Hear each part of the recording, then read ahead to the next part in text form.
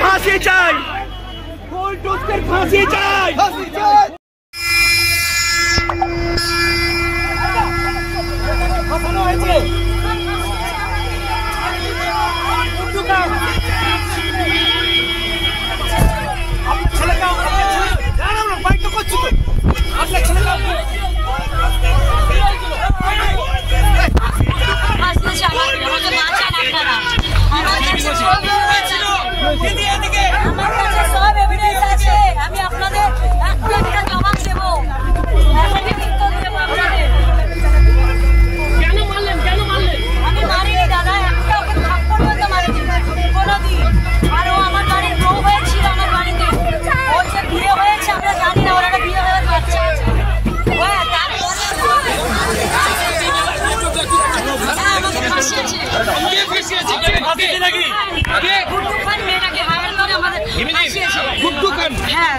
আমরা মেয়েটাকে বউ বলে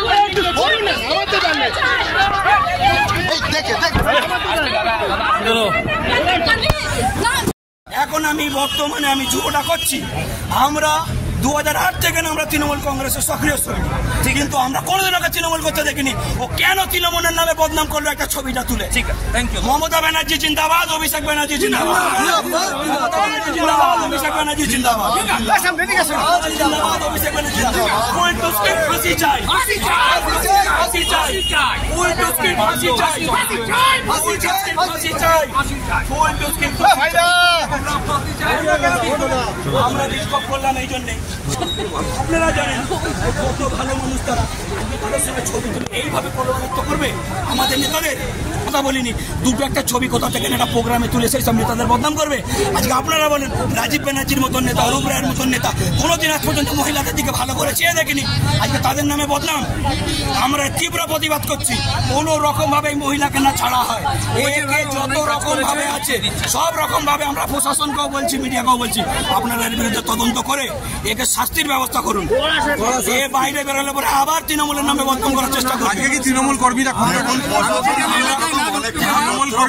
বিক্ষোভ দেখালেন? আমরা তৃণমূলের তরফ থেকে বিক্ষোভ দেখাচ্ছি। আমরা বাংলা তৃণমূল অঞ্চলের তরফ থেকে আমরা বিক্ষোভ দেখাচ্ছি। তৃণমূল কর্মী কোনোদিন তৃণমূল করেনি, ও কোনোদিন তৃণমূল করেনি। আমি 2008 থেকে তৃণমূলের সক্রিয় কর্মী, আমি দুবারের পঞ্চায়েত মেম্বার। ওকে আমরা কোনোদিন তৃণমূল নেতাদের ছবি দিয়ে বদনাম করার চেষ্টা করেছি।